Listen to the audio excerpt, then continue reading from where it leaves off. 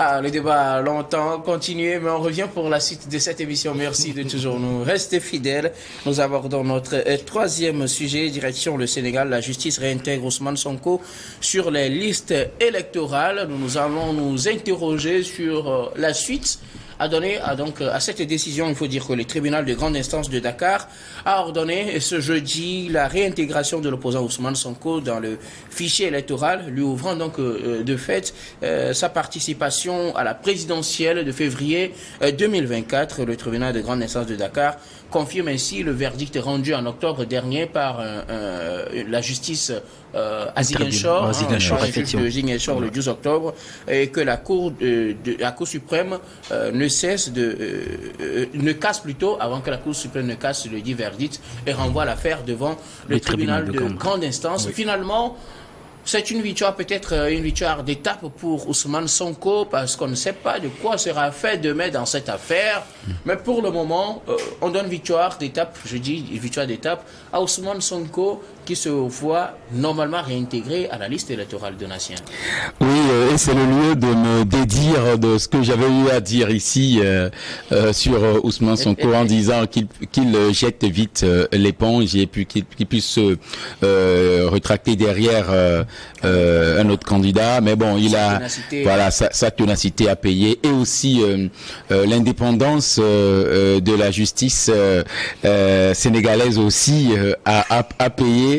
Ça m'a beaucoup plu de voir qu'un juge a pu prendre une décision au Sénégal allant à l'encontre de la décision, je vais dire, qui a été un peu politique, l'excluant de fait, compte tenu de son état d'incarcération et puis de toutes les charges qui pesaient contre lui. Donc Ousmane Sonko a une victoire d'étape, parce que nul ne sait de quoi le lendemain de Ousmane Sonko sera fait, parce que le premier, on va quand même voir les jours à venir ce que ça va donner pour que Ousmane Sonko puisse être rentrer dans la course, puis qu'il puisse avoir ses parrainages et qu'il se lance très vite dans la course. Mais c'est le lieu de parler, et en même temps de conseiller, on va le dire un peu, c'est pas conseiller, mais rappeler certaines choses à Ousmane Sonko,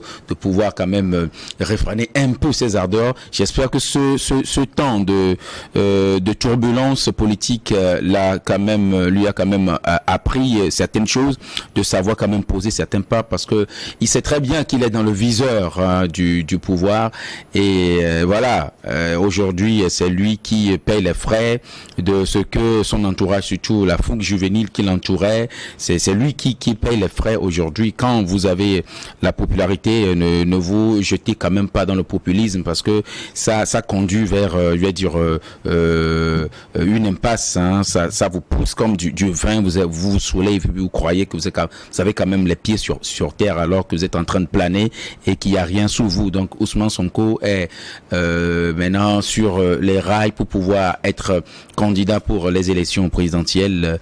Que cette victoire d'étape puisse l'accompagner, pour que nous puissions voir peut-être ce que ça va donner. Nul ne dit que Ousmane Sonko sera de facto élu comme président de la République sénégalaise, mais quand même c'est une victoire d'étape, et je félicite ici cette séparation des pouvoirs qui s'est quand même fait implémenter, comme aux États-Unis, où nous voyons des juges qui sortent des décisions qui vont quand même à l'encontre de ce qui a été fait du secteur fédéral. S'il y a une décision qui a été un peu prise très haut, on a quand même un juge dans un pays qui peut quand même bloquer cela. Moi, quand je l'ai appris, ça m'a quand même plu, parce que j'aime cette vivacité-là.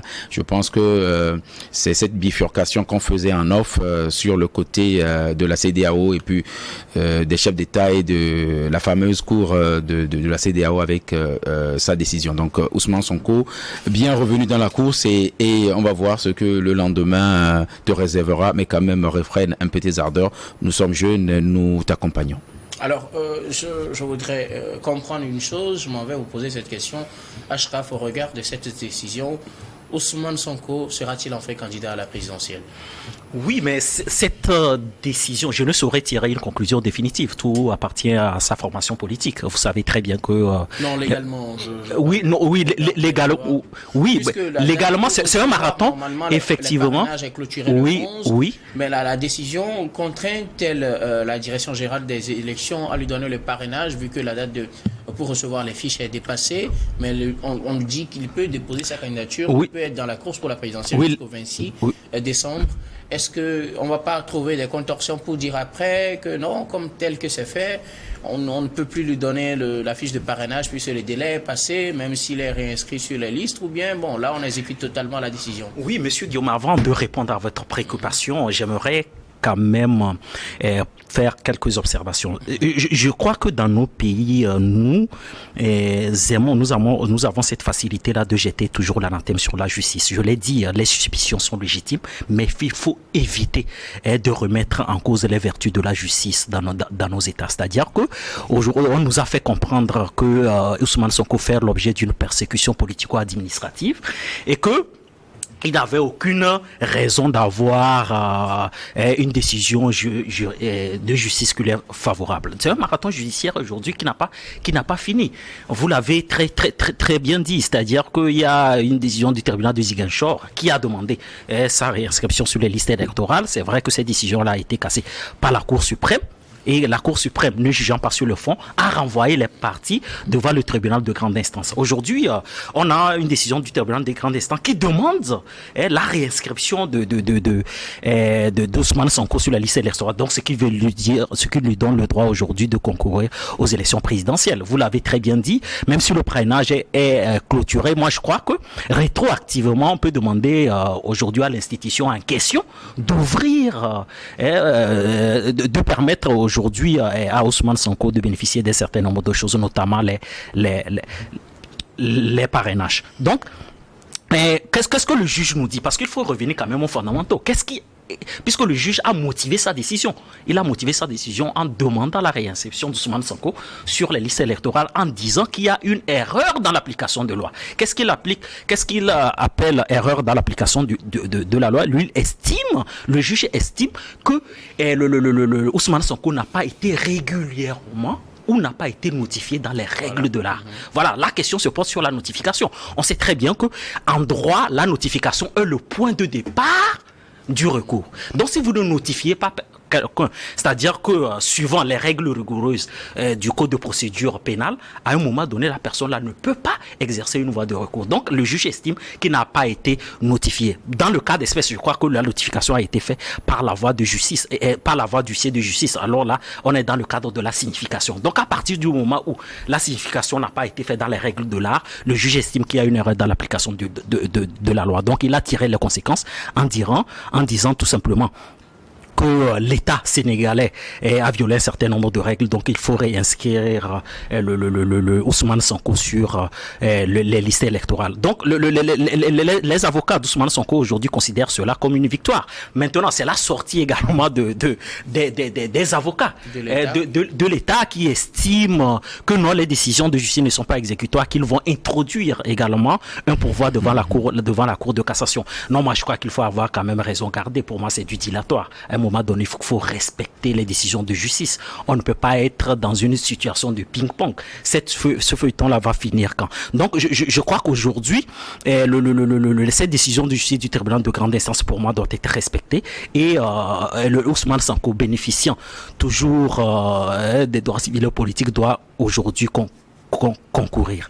Maintenant, je crois que le jeu électoral se doit d'être sain. Cela ne fait pas automatiquement Ousmane Sonko le président de la République.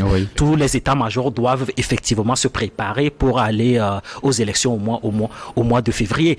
On le dit en réalité, ce qui est très important dans nos pays, c'est-à-dire que c'est le respect, disons, du cadre électoral. Le respect du cadre électoral, c'est-à-dire qu'on a comme l'impression qu'aujourd'hui, l'État sénégalais use de tous les moyens possibles pour le contraindre ou empêcher Ousmane Sonko. Alors qu'aujourd'hui, la décision de justice doit être respectée rigoureusement. Et j'espère vivement que le juge, parce qu'aujourd'hui, l'administration également a une appréciation, j'anticipe, hein, c'est une suspicion, mais j'ai comme l'impression que l'administration a également une lecture biaisée des sentences juridictionnelles qui sont émises. Donc pour moi, l'institution doit trouver les moyens pour permettre à Ousmane Sonko de bénéficier d'un certain nombre de choses, notamment les parrainages, pour qu'il puisse participer aux élections présidentielles. Les sentences juridictionnelles doivent être rigoureusement respectées par les autorités publiques dans un pays, sinon on tombe dans l'anarchie.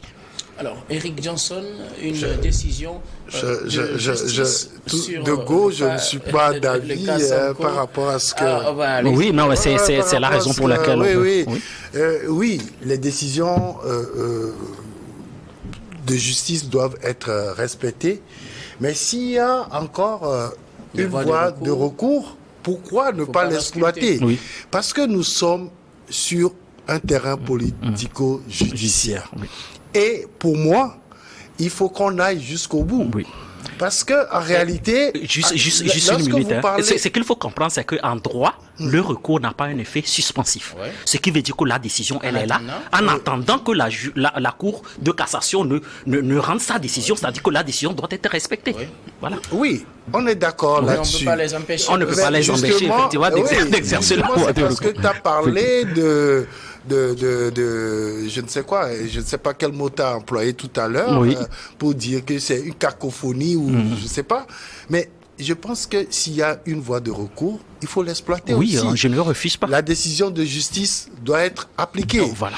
De la même manière, lorsqu'il y avait eu une décision contre Sonko, ça a été respecté jusqu'à ce que le tribunal de grande instance donne le statut ou donne une autre contre-voie par rapport à ce qui avait été décidé. Et donc, ce que je dis de façon générale, c'est que aujourd'hui, on est en train de voir quand même que la justice sénégalaise est en train de fonctionner comme dans un État démocratique. Et c'est ça qu'il faut saluer. On avait entre-temps critiqué cette même justice, il ne faut pas l'oublier. Non, c'est des suspicions. Mais c'est toi. C'est toi. Moi, j'ai reçu des invités sur ce plateau qui ont critiqué cette justice. Et toi moi, personnellement, jusqu'à preuve du contraire, j'ai toujours demandé qu'on ait confiance à nos justices. Parce que lorsque vous avez déjà des a priori sur ces justices-là, quand les décisions tombent, vous ne les acceptez aucunement. Mais les gens ont raison aussi d'avoir des suspicions. Oui. Et là, je veux donner raison à certaines personnes qui ne croient pas en nos justices par rapport à ce qui vient encore de se passer cette semaine avec le juge de la Cour suprême, maître le magistrat Abdoulaye Yaya, qui a encore dénoncé des choses. Oui, c'est ça. Mais il est allé jusqu'à dire concrètement ce qui se passe dans la justice. Les auxiliaires de justice, ceux qui exercent la fonction libérale, Et il a parfaitement raison. Je ne dis pas non, mais je dis qu'il faut certainement faire quand même, parce que tout ce qui se fait, c'est par rapport au droit. Même si le juge donne une décision biaisée, il se base sur le droit pour le faire. Il peut omettre certaines lois, des fois volontairement, pour condamner ou pour libérer des gens. Donc, je dis, il faut qu'on fasse forcément confiance à nos justices, toutefois en restant vigilant. Lorsque des décisions sont prises, il ne faut pas prendre ça pour du pain béni. Parole d'évangile.